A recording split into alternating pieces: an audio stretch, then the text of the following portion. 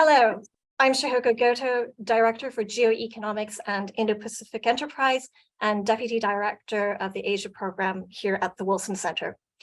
Thank you so much for joining us today for a conversation about Taiwan and the prospect of its technology capabilities being an integral part of both its economic as well as defense strategies. Since the outbreak of COVID-19 3 years ago, the world has become acutely aware of the interconnectedness of the global economy and the fragilities, as well as the possibilities that mutual dependence brings. And the world has awakened to note just how critical a role Taiwan plays in keeping the global economy literally running, and that advanced technology simply would not exist today without Taiwanese manufacturers. Taiwan, of course, produces over 90% of the world's most advanced semiconductors, and its dominance in this critical sector was the result of strategic planning on the part of private companies, as well as government support, not to mention the fact that the United States hesitated from investing and promoting a homegrown industry. At the same time, the surge in global interest regarding Taiwan's role in advanced technology has also raised the visibility of Taiwan's political and really its existential challenges. Uniting with Taiwan remains a core interest for the People's Republic of China. And Beijing has stepped up efforts by land, by sea, in cyberspace, through disinformation campaigns to make its position regarding Taiwan clear. And China has also intensified economic pressure against Taiwan, highlighting Taiwan's economic vulnerabilities depending on Chinese markets. But of course, China has weaponized its economic dominance, not just towards Taiwan, but also towards Australia, Lithuania, South Korea, Japan, the list goes on. Not only is there greater awareness of Beijing's coercive actions, but there is also momentum to take collective action against Chinese coercion and to develop a roadmap for collective economic security. The question for Taiwan is, what would collective action against Chinese economic coercion look like? And how could that contribute to Taiwan's economic resilience in the longer term? Another question, of course, is the effectiveness of the so-called Silicon Shield in both garnering support from Taiwan's allies as advanced economies, including the United States, step up efforts to bolster their own chip manufacturing capabilities. I'm very excited to be joined today by two leading experts to discuss these fundamental challenges confronting Taiwan. We have Shelley, who is the Brown Professor of Asian Politics. She is also Vice President for Academic Affairs, as well as Dean of Faculty at Davidson College. She is the author of a number of books on Taiwan and Taiwan-China relations, and her most recent work is entitled The Tiger Leading the Dragon: How Taiwan Propelled China's Economic Rise. And also joining us today is Dan Blumenthal, who is a senior fellow at AEI, who also leads the China Economic and Strategy Initiative at Project 2049. He has served in the US government in a number of capabilities, including as Senior Director for China, Taiwan, and Mongolia at the Department of Defense, and as Commissioner on the congressionally mandated US-China Economic and Security Review Commission. He is also the author, most recently, of The China Nightmare: The Grand Ambitions of a Decaying State. So let me first turn to you, Shelley. So at a time when the global economy has slumped, Taiwan's GDP has surged during COVID as demand for its products has exploded. We're now seeing some softness in Taiwan's growth, and there's concerns about overcapacity of chips worldwide. How has Taiwan been able to leverage its dominance in the advanced technology sector effectively? And how is it preparing for shifts in the global economy that's focused as much on resilience as much as cost effectiveness? Thank you, first of all, Shihoko, for inviting me today. It's a pleasure to be with you and with Dan. Yeah, I've been thinking about this question of the trajectory of Taiwan's economy and how Taiwan is or is not situating itself for the changes that are coming or may come in the future. And it strikes me that after having a long history as one of the world economies that we think of in the tortoise versus hare metaphor as a hare, always racing forward, experiencing for decades very high GDP growth rates, very rapid industrial transformation. One of the virtues that is constantly referred to for Taiwan's private economy in particular is its nimbleness. The nimble Taiwanese small and medium-sized enterprises, which are able to pursue economic opportunities, to change business and retool for new kinds of demand. This is something that we've always associated with Taiwan. But I think in the current age, Taiwan also has some attributes of a tortoise in the sense that it has more ballast in the economy than was the case before the emergence of its high-tech ecosystem. The high-tech ecosystem is only nimble to a limited extent. There's an enormous amount of fixed cost and kind of long-term investment implied by the kind of high-tech firms, including foundry, semiconductor manufacturing, but a lot of other sectors within the tech world that Taiwan plays a big role in had this kind of longer time horizon and greater fixed cost. And I actually think, just as people used to worry, Taiwan, too dependent on the necessity to be constantly reinventing itself. And the businesses, if they're not super nimble, they will not be able to keep pace with changes in demand.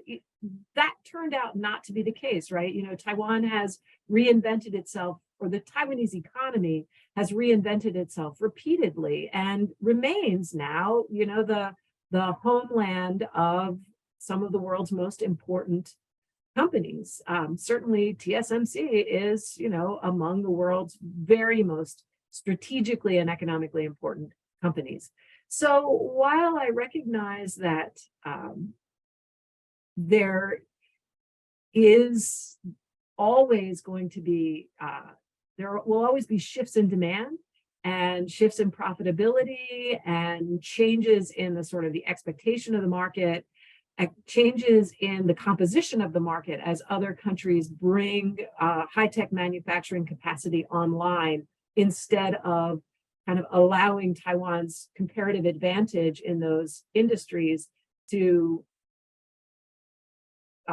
sort of prevent their own moving into the sector. I think Taiwan still is in a strong position. The tortoise may not have a lot of forward momentum and velocity, but it has a lot of weight, and it's very hard to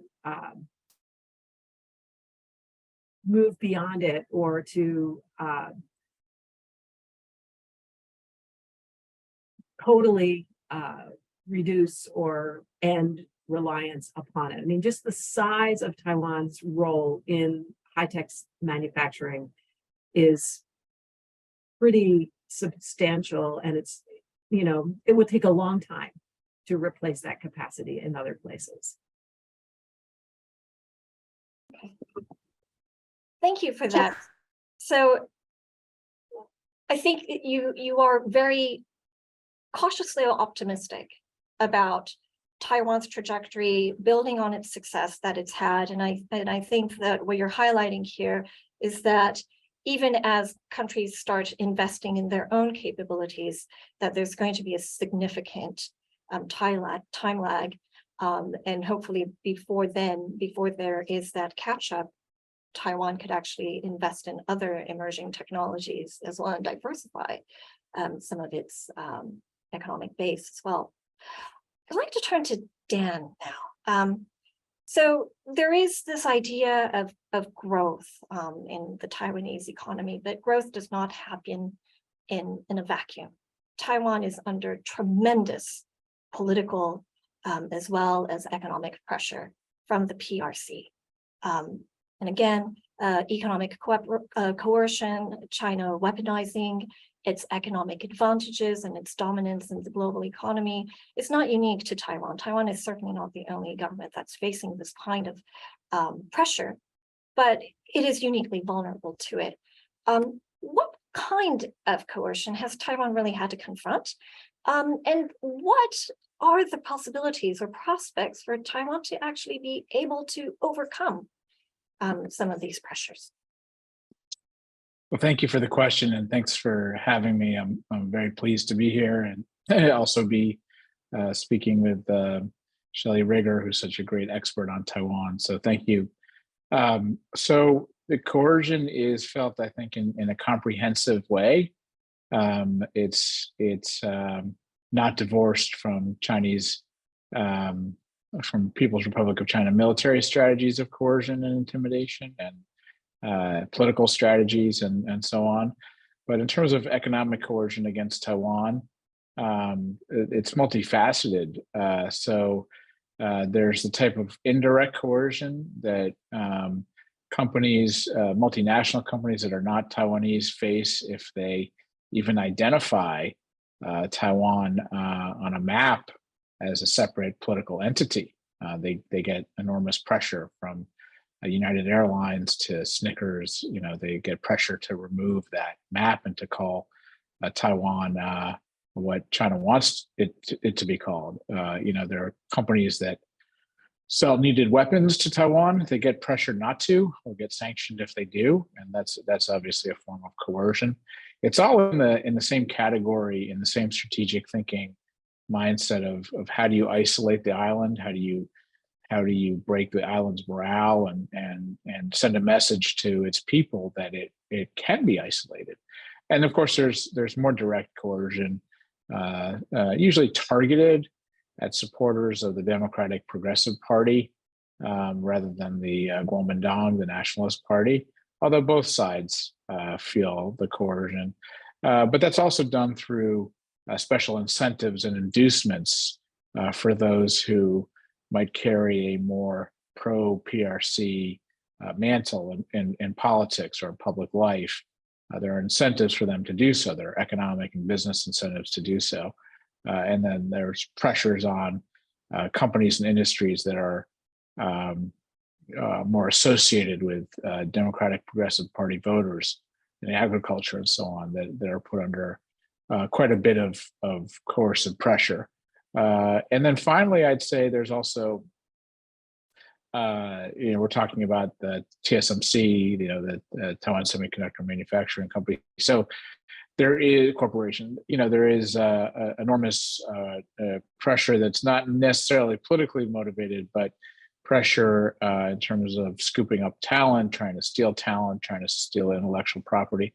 And of course, all advanced industrial countries face, but TSMC in particular, China wants so badly to build a competitor to TSMC and have so far really failed to do so. But the pressure on that particular company, the sweeping up of talent, the sweeping up of intellectual property, is just really immense and a problem that Taiwan faces as does so many other as do so many other advanced companies throughout the world. I'll close by saying that on the other hand, China is careful still. It's so dependent on importing from TSMC and other IC companies, just like when it had this pressure campaign against Australia, but it left alone those industries from which it is dependent on imports. It is careful to a degree because it still is so dependent on IC imports from Taiwan. So it's a targeted campaign of coercion. It's part of a strategic campaign that pressures Taiwan into taking political actions and might otherwise not to, absent that coercion. Thank you, Dan. You've made a few interesting points, but let me turn to your point about China's strategy about trying to isolate the island and to break the morale of the Taiwanese people. The United States has really stepped up efforts to provide political support, military support. On the political support side, it could be a double-edged sword. Military support too could also have challenges too. But when it comes to economic support for Taiwan, has a country like the United States done enough? I'm thinking specifically about Taiwan, the United States coming up with the Indo-Pacific Economic Framework. This is a trade economic initiative that the United States has come up with. It's been seen as the Biden administration's, if not an alternative vision, certainly a companion piece to what's already existing in the region in the form of CPTPP. And yet, although Taiwan really did want to join, it was not part of IPEF. Instead, Washington has a US-Taiwan initiative on 21st century trade. And that has its merits as well as its flaws as well. I think the merit is that because it is a bilateral initiative, it will allow the process to move along much faster. But at the same time, it doesn't address issues that are critical to the global economy, such as supply chain resilience. And also there is a lot of disappointment politically in Taiwan as well. So Shelley, maybe I could turn first to you to ask really simply, what can the United States do to support Taiwan's economy moving forward? Has it done enough? Yeah, this is something that really troubles me because I think we have a lot of political leaders in the US who they want to be viewed as advocates for Taiwan or people who are trying to be helpful to Taiwan, trying to protect Taiwan's security or the sort of sustainability of Taiwan as a democracy under a really severe and like legit existential threat from the People's Republic of China, which would like to, absorb Taiwan into a very much non-democratic state. Yet, some of the most obvious measures that would need to be taken in order to really secure Taiwan's future seem to be perpetually out of reach. And two of them are the bilateral economic agreements that would allow Taiwan and Taiwanese companies to be confident in their indispensability to the US economy. And then the other is Taiwan's integration into regional economic frameworks or perhaps even global economic frameworks, but realistically, we're talking regional, that would help Taiwan avoid being marginalized in the world economy.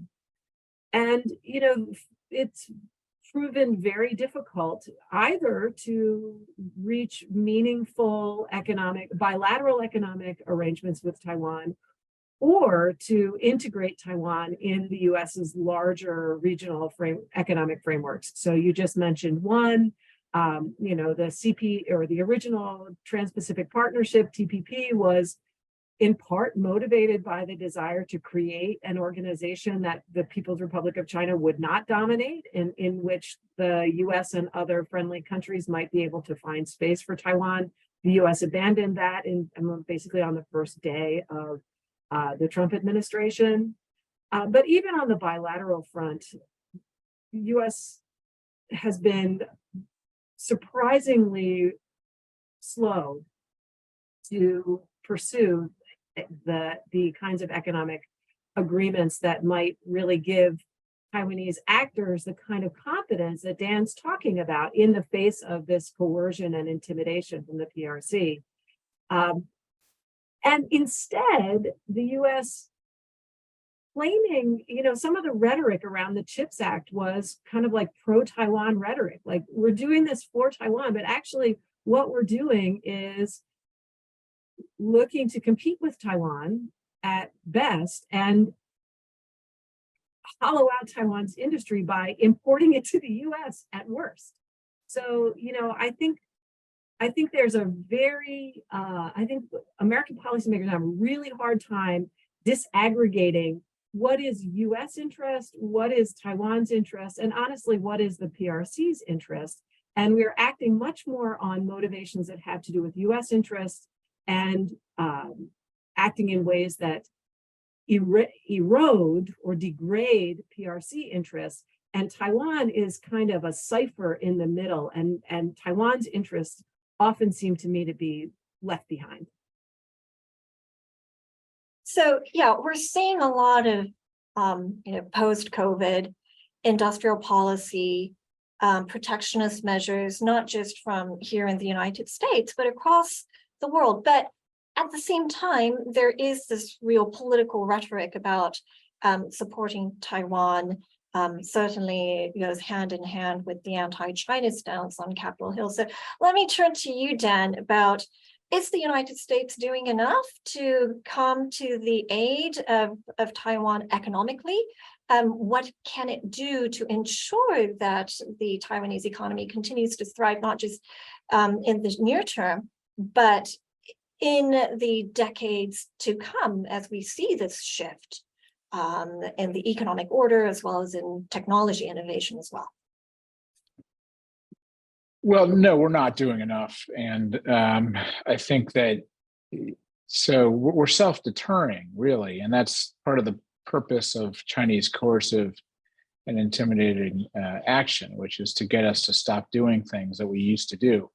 The only reason we don't have a free trade agreement, and this predates, the unfortunate collapse of the Trans-Pacific Partnership Agreement, although Taiwan wasn't going to be part of that, but still, unfortunate collapse is because we were concerned about how it would look in China, to be honest, to be frank, and that's actually a step backwards, because China had agreed to Taiwan's ascendancy to the World Trade Organization, which is already agreeing that Taiwan has an international legal personality, right? So we just self-deterred on that one.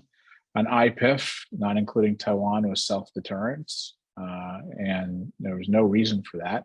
Now, this is not a free trade agreement. It's not a agreement. I think many people in Asia are disappointed with IPEF, and we can talk about that. But still, politically, it was a statement to Taiwan to not include them. I think Shelley's absolutely right about the CHIPS Act. I mean, I would rather have had a SHIPS Act, which actually funded enough ships that can defend Taiwan in the first place, so we don't have to talk about hollowing out or competing with Taiwan's chip industry, which is a crown jewel. So, and then finally, look, Taiwan's an island, right? So it's not the Ukraine. It can be strangled. It doesn't have NATO members on its borders. It economically can be strangled. That's a strategy the Chinese are going to pursue. They've tested it out. We have to demonstrate that it comes down to this. If China pursues an isolation strategy that's both economic strangulation and military blockading, then either Taiwan isn't strong enough by itself to defend itself against that kind of strategy. The United States and Japan need to. So either the United States and Japan are going to be able to keep open the lines of communication, sea lines of communication, and resupply Taiwan, or they're not. And so the United States and Japan and other allies need to exercise those capabilities that show Taiwan that it can't be strangled. Then the United States and Taiwan need to demonstrate more resiliency, as you've said, in terms of showing the kinds of things that they need to hold out, energy stocks, food, agriculture, critical infrastructure, telecommunications resiliency, these sorts of things. That's how you defeat the threat of an isolation campaign that China is conducting against Taiwan right now. And that really is like true economic security, right? To make sure that Taiwan can withstand the vulnerabilities that it has as an island, that it is particularly vulnerable to isolation, not just an invasion as well. You mentioned, Dan, Japan, as well as the United States coming to the aid of Taiwan. And I want to turn to this idea of a collective stance towards Chinese economic coercion. Obviously, we've seen many countries face the wrath of China, and there are steps that countries are taking to preempt that. So there's a lot of self-editing, self-censorship. The G7 certainly is aware and is trying to look into ways whether there can be some coordinated effort to push back on China's coercive actions. But then we look, for instance, at Taiwan, the Chinese government saying no to imports of Taiwanese pineapples, right? Unfortunately, I would say, unless you're a pineapple grower, that's not really critical to the Taiwanese economy, but coming to that defense of Taiwanese pineapples plays a tremendous political role, and it does provide a lot of support to the Taiwanese public if there is intervention. So how do we reconcile, like, what kind of collective action can we take? Is there a way that could be a systematic approach to pushing back against Chinese coercion? Are you? Sorry, was that? You know what? Since Shelley, since you're smiling away, I think you want to go first, and then perhaps I can turn it over to Dan to follow up. Actually, that was my delighted face as the question went to Dan. So, I actually am really interested to hear what Dan would say. If I have additional thoughts, I'll jump in. But I think Sure, and I'll make a shameless plug. We have I'm co-directing at the American Enterprise Institute a project on the coalition defense of Taiwan in conjunction with some colleagues here, and we've built a team up that looks at undermining China's coercive threats, its threats of isolation. We believe actually that the most likely scenario is China ramps up its isolation, both military and economic, at the same time. And we have a paper that just came out that you can access as well, called China's 3 Roads to Taipei: persuasion, coercion, and compellence. Anyway, shameless plug aside, it explains some of these ideas more. Look, in the first instance, it's the coalition defense of Taiwan. So because Taiwan's an island, the United States and the countries around Taiwan, US, Japan, the Philippines, to the extent possible, other countries around Taiwan are going to have to demonstrate that they can, that China won't succeed in blockading Taiwan. So even if the G7 had excellent strategies in terms of what they were going to export or import from Taiwan in to replace goods that Chinese boycotted, if you can't get them to Taiwan, then you've got a problem. So in the first instance, you've got a military problem that you can either answer or you can't, and the U.S. needs to be working very vigilantly and demonstrating openly that Taiwan cannot be strangled from the sea. So that's in the first instance. In the second instance, I'd say that resupplying Taiwan from Japan, that has to be a capability that's exercised. You just look at geography. There's no other place where that resupply can come from. And then in the third instance, I'd say that you need to show that you can get the critical stocks, the critical infrastructure to Taiwan. So the and that Taiwan has enough. So energy supply has to last for more than 10 days. Food, agriculture, telecommunications is a big problem because Taiwan has so many undersea cables that can be cut. So space-based redundant telecommunications so Taiwan can communicate with the rest of the world. I'd say two things. One is there isn't actually that much that Taiwan, unfortunately, can learn from the Ukraine fight, because it's an island. Ukraine is on land. So on the one hand, it has a little bit more protection than Ukraine did from that sort of invasion. But on the other hand, it can be isolated. The second thing I'd say, and cut off. The second thing I would say is that people want to turn Taiwan into a porcupine, they say. So you give Taiwan a lot of different kinds of capabilities that it can fight off Chinese ability to land and invade Taiwan. And that's fine. A porcupine cannot be eaten, but a porcupine can be starved, right? So porcupine is a necessary but insufficient.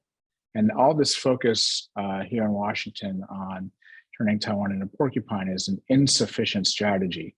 You have to show economic resilience of the kind that I laid out, the ability to resupply Taiwan, and the ability of the United States and its allies to ensure that Taiwan isn't isolated militarily, economically, or cut off in terms of its communications.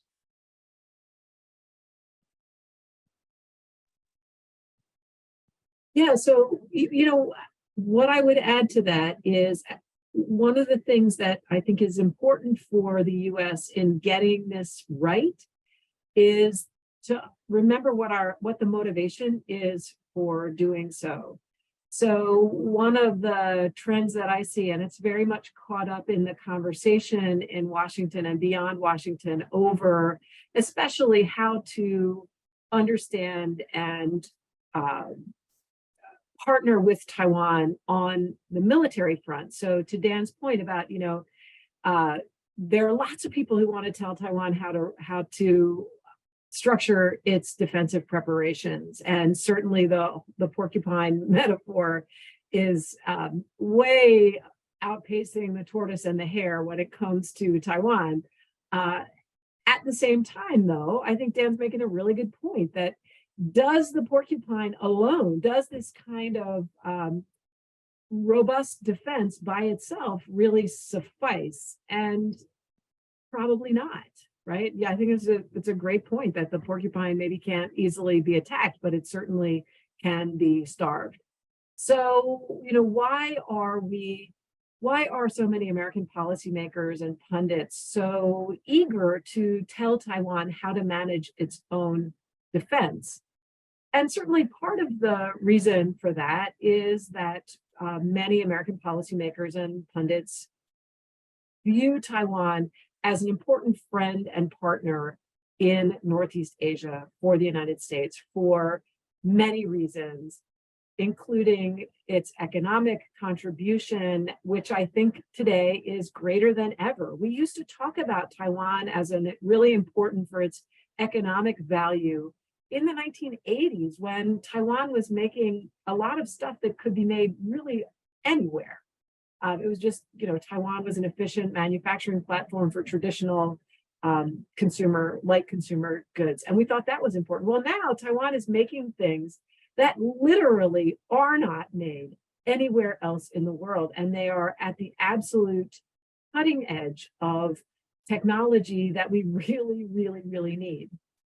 So yeah, Taiwan's important economically, but Taiwan's also important from the standpoint of the preservation of American values in the world, and the idea that in the face of things like Russian aggression against Ukraine and leaning in on many other Eastern and Central European countries, one of the most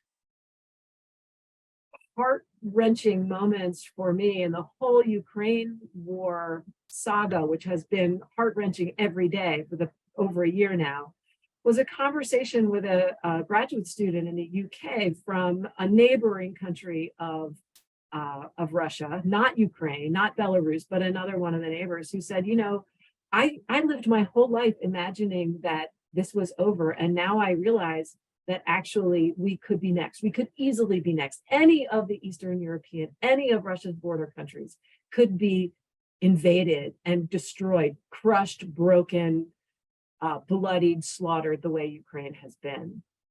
So like in a world like that, where that is not our future, not the thing that we're worried about, but the thing that's happening right now and that we can't seem to gain a whole lot of traction against, a country like Taiwan, which is democratic, liberal, competitive, economically successful, socially progressive, this is something we need to preserve in the world.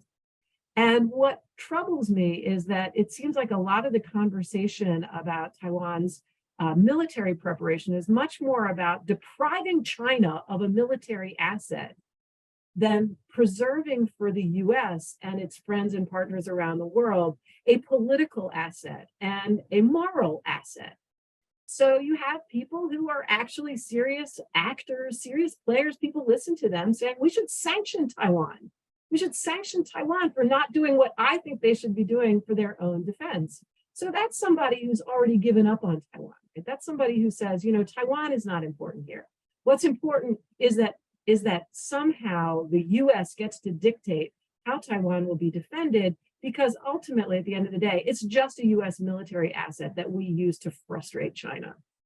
And, you know, if that's where the direction US policy goes, we will fail. We will absolutely fail, because the people of Taiwan will realize, all right, the US is not here for us. So we need to make our arrangement to go peacefully, because the alternative is Ukraine. I just couldn't agree more with that. And I'm sorry, I know you might have a question, but it's so important in our military planning discussions, in our defense, in our strategic discussions about Taiwan. You know, we would have an interest, you know, even if Taiwan didn't become a porcupine, you know, we would still have an interest in its defense, in maintaining its political autonomy and maintaining its democratic system. And so that's why I emphasize so much that, you know, that our strategy has to be comprehensive in nature, and it has to undermine the entirety of the Chinese strangulation and isolation campaign, economic, but we have a military role in that too. We have to make sure that, and an economic role, that we have to make sure that China doesn't succeed in convincing the Taiwan people that A, we only care about them for the selfish reasons that Shelley mentioned, or B, that we are not a reliable partner in the end. You know, we have to convince them that we have a lot at stake here, a certain world order at stake here, and we have to convince our other allies of that too, if we want to bring them along into a coalition. And I also think that China's offensive campaign against Taiwan is very multifaceted, including psychological warfare through disinformation. And certainly China has really upped the ante when it comes to sowing the seeds of distrust and unrest within Taiwan about the reliability and the credibility of the United States as well. I know this is not exactly on the economic issue, but I do think that it is something that the United States could actually invest in. So let me ask if there is something that the United States can do to counter that kind of Chinese disinformation campaign, whether it has been effective in ensuring greater confidence amongst the Taiwanese voters about the United States actually being there for them. Yeah, one thing I would say is I think it's important for the US to speak about this issue in realistic ways. So, for example, most recently, the White House message has been to China has been, look, we're not changing our policy. We still have a one China policy. And in fact, most recently, White House officials said the US does not support Taiwan independence. And I think this is actually very reassuring for people in Taiwan, for most people in Taiwan. It's very disappointing for the advocates of Taiwan independence in Taiwan, but the vast majority of Taiwanese people are quite realistic and pragmatic when it comes to how they must calibrate their own preferences and behaviors in order to avoid the catastrophe of a military conflict. And so they are reassured to know that the accusations from Beijing that the US is encouraging Taiwan and pushing Taiwan in a direction of a provocation, that those accusations are not accurate. Because I think when it starts to feel like US politicians are writing blank checks, many people that I talk to in Taiwan, sort of ordinary, middle class people that are not political, they're not security analysts, they're not academics, they're just, trying to live their lives. And they say, when you start saying things that just don't sound realistic, that don't sound feasible, like you're not actually going to be able to deliver on that, then we start to wonder, like, okay, what are you serious about? So I think it's important for us to calibrate our messages, that is to say, for the US government to calibrate its messages in ways that have credibility among Taiwanese, so that when we say, this is a high priority for us, the security of Taiwan is a high priority for us, that sounds like something we really mean, as opposed to another phrase in a series of phrases, some of which sound a lot like political posturing. Yeah, I think it's very important to fight in the information space and psychological space and so on. And they're different target audiences. So President Biden, you can have a one China policy and still be very clear with China that you'll oppose the use of force. That's not a contradiction. But you have to, if you're the president, you have to explain why you're saying that. He said it 4 times now. He really has to explain to the American public and to potential coalition partners what he means, right? So we will oppose the use of force. That's a very important statement that China needs to hear, because we don't want another Ukraine where we weren't clear about that.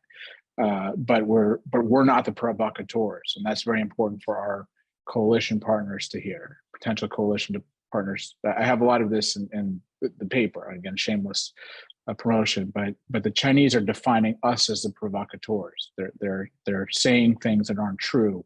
We never agreed that Taiwan's part of China. We have to explain to the world that we have a very subtle, complicated policy, but we also made a tremendous concession. We de-recognized a Cold War ally. People don't know this. They're not experts like we are here. They need to know some of the history, that we made a concession, that our non-position on Taiwan's sovereignty doesn't affect Taiwan's status in international laws and independent state. They have every right. They have to go ahead and find more international personality. We have to explain all of this. It's a very complicated policy. We also have to explain that we've made enormous concessions already, and we're not provoking. We're holding our end of the policy, which is to not recognize Taiwan. A painful concession as it is. We're keeping to our one China policy, but China is the one provoking by coercing Taiwan. And we have a law. People have to know this around the world, that we have a law. It's a law of the land, the Taiwan Relations Act, that requires us to resist coercion. People don't know this. So we have a lot of work to do in the information space, and a lot of work to fight against this disinformation that China's perpetuating in order to break a coalition preemptively. On Taiwan itself, it's exactly as Shelley says, that it's not a pawn in our game. It's part of the democratic world order. It's painful that we can't recognize it as a state, but that's the promise we made. That's what we have to live with for now. But it's not a pawn. It's part of the democratic order, and we're going to do everything we can within our policy to give it international dignity and international personality. Thank you. So let me turn back to the topic of technology competition between the United States and China, and where Taiwan fits into it. Now we have the CHIPS Act that the Biden administration has put forward, as well as the IRA infrastructure bill as well. But when we look at the CHIPS Act and the export control that was put into place in October of last year, there has been a great deal of concern amongst US allies about how that could actually be restrictive and how that could actually hamper their own growth.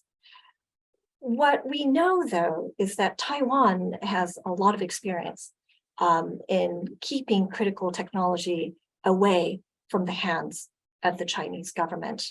Do you think the United States could actually learn more and perhaps even have a working relationship in order to move forward on some of these issues about keeping the most advanced technologies, especially in the semiconductor space, from China? Well, one thing I would say, not from a sort of policy direction, but just from the on the ground reality of Taiwanese manufacturing, is I have actually less concern than it probably sound like based on my criticism of the CHIPS Act or the motivation of the CHIPS Act. I have less concern than you might think about the US being able to replace Taiwan as a manufacturer in this sector, just because the nature of Taiwanese manufacturing is really extraordinary. It's extraordinary from certainly in a US or European context. It's pretty well unthinkable that a facility could operate to the standard that a TSMC fab or foundry operates in the US or pretty much anywhere in Europe. So, for example, the TSMC operations in Hsinchu Science Park in Taiwan have a temperature range in which they can operate that is pretty much not a range. It's got to be exactly this temperature all the time. And there are HVAC technicians on call, or even in the facility 24/7, 365 days a year. There is no margin for error. There is no weekend. There is no, end of shift. There is no shutdown. It is all operating at an incredibly high level of technical intolerance for any variation. And it's just really difficult. I had a conversation in January with people at a famous Taiwanese company that is thinking about collaborating with auto manufacturers in the US. And, we kind of said, have you worked with, in a union environment? Have you worked in the US before? Do you know what it's like to do business in states like Michigan and Ohio? And they said, we can do it. And I thought, I hope you can, because I'm not sure, because, the Taiwanese workforce is so disciplined, and it's not necessarily good. The working conditions are really tough. People work incredibly long hours and incredibly hard. And, it's just hard to imagine how that transfers. So I think that, and it's also hard to imagine how that transfers, honestly, to mainland China as well, because of another set of inefficiencies and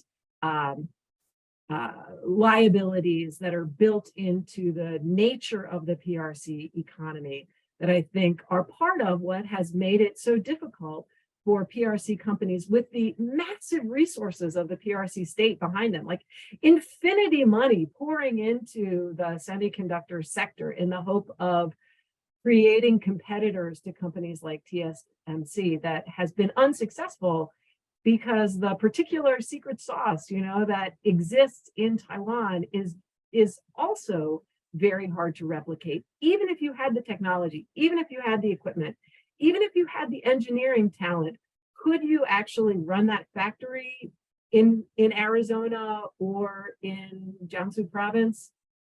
I'm not sure.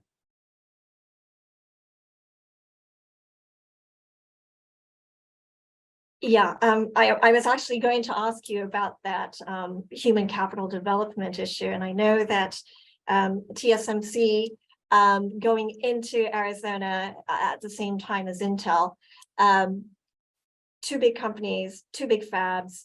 Really, there's only a finite amount of labor that is able to service those fabs at both the highest level and at the lowest level as well.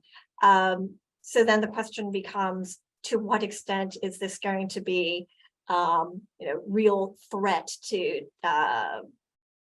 what's actually being made in Taiwan as well? So it is an interesting challenge, but I don't know, Dan, what is your thought about the United States actually being able to outcompete Taiwan in the semiconductor space, or at least be self-sufficient so that it can actually reduce its dependence on Taiwanese technology moving forward? I don't think there's any chance that the U.S. will reduce its dependence on Taiwan's advanced semiconductor capability. I mean, I think, look, there's some conceptual confusion in what the U.S. is trying to do. Sometimes we talk about reshoring, sometimes we talk about friendshoring.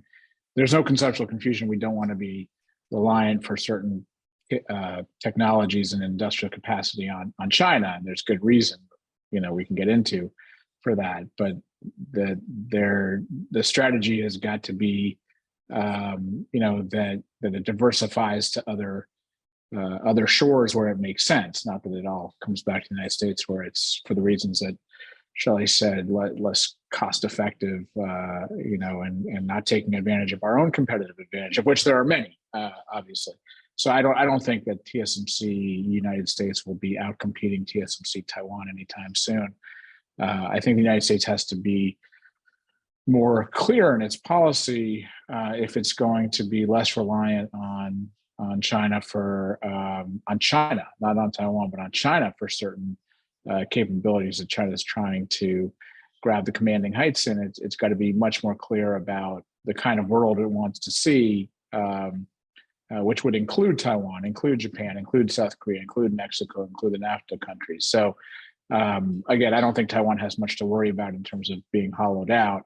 I think the United States needs to have a more comprehensive diversification strategy that involves friends and allies, something more like the GATT, I guess, before the WTO took off, but that's further down the road.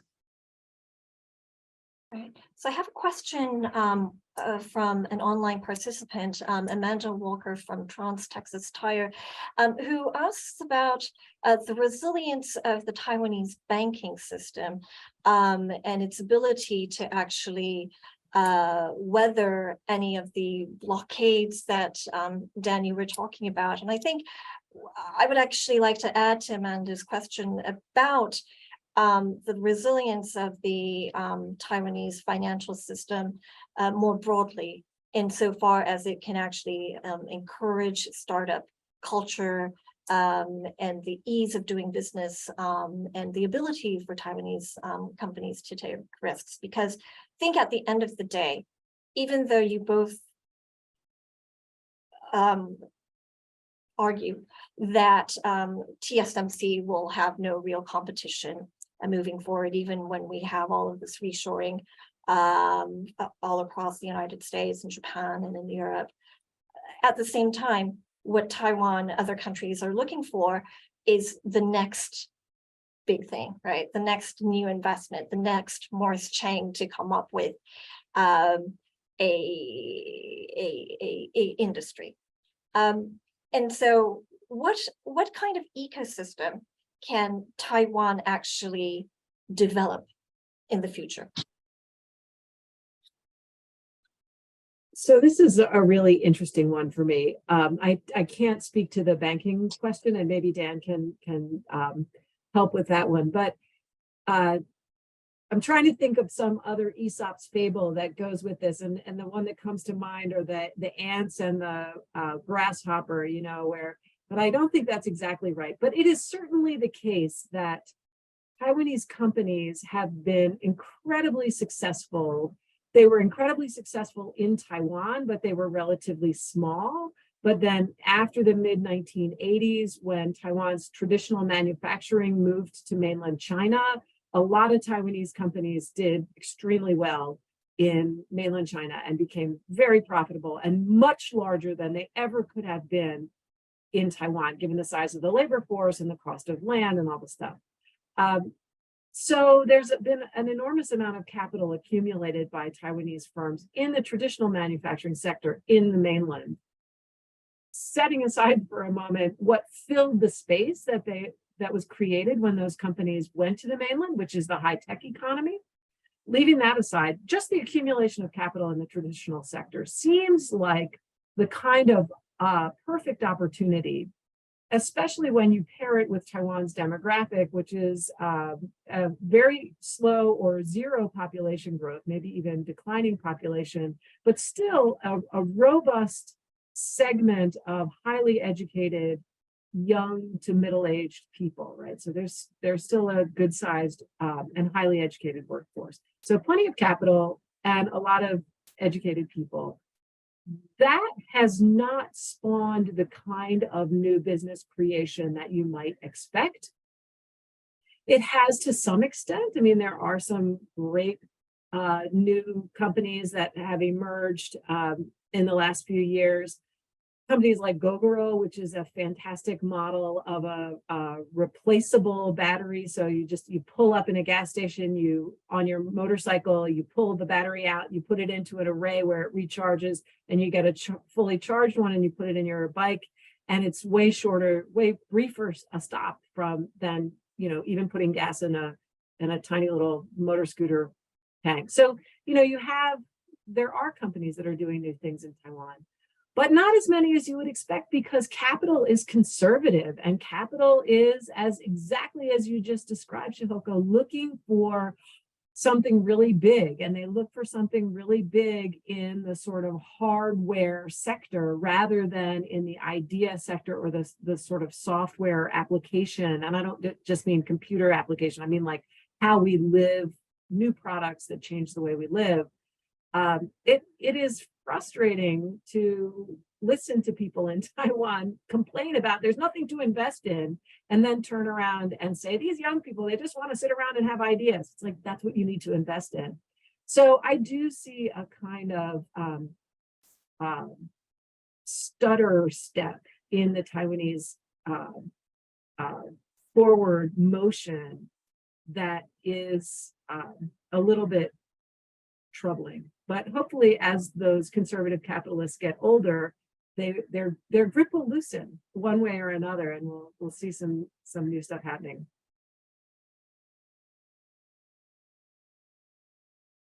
I think that's all really well said. My understanding, and we're getting far afield from my understanding here, is that the U.S., the complementarity between the United States, you mentioned Morris Chang, whose story I do know, is the U.S. is the disruptive innovation, capital flows easily to new ideas, and Taiwan has been the longstanding great partner, TSMC manufacturing and fabrication and so on, and that's been the beauty of the relationship. Even if you go back and you read the original Silicon Shield from 2000, the intense relationship between Silicon Valley and TSMC and so on that spawned all these products. The U.S. complains that it doesn't manufacture any things. Taiwan complains that it doesn't have new ideas, and the two found each other, right? And hopefully that'll be the next. I mean, the U.S. wants to manufacture more things. I understand it's important, but I think that our competitive advantage is in this disruptive innovation space, and Taiwan's competitive advantage is this extremely intense manufacturing fabrication processes, and we work very well together. Yeah, I think there are many opportunities for U.S.-Taiwan cooperation that go beyond the traditional defense space and the economic space, and I'm thinking also perhaps cooperation on workforce development as well as innovation, which would be a powerful partnership. this has been a really fascinating conversation, but I'm afraid our time has come to conclude our discussion for now. But really, thank you so much, Shelley and Dan, for being here with the Wilson Center's Asia program. I hope we can continue this conversation. Certainly, there will be no lack of interest in Taiwan's economic future. And so thank you again, and thank you for tuning in to this discussion. Bye-bye. Bye-bye. Thank you. Bye.